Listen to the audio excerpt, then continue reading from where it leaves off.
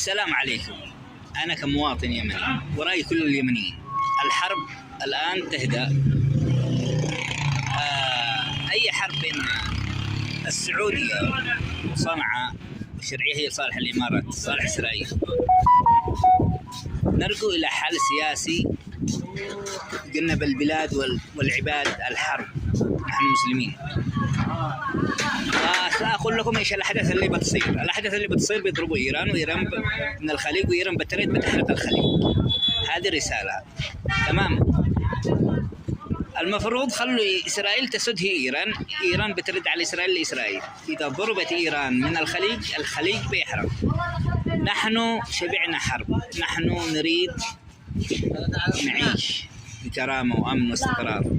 العالم الآن كله مقبل على وترامب هذا، واليهود بيزول، والصين وروسيا.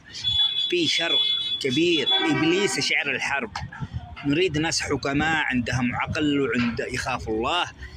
خلاص حسوا بالناس المواطنين والمبهدلين والنائمين في الشوارع، والناس اللي ما عندهم في الأكل ولا الشرب. الناس اليمن تحتاج إلى إعمار وبناء.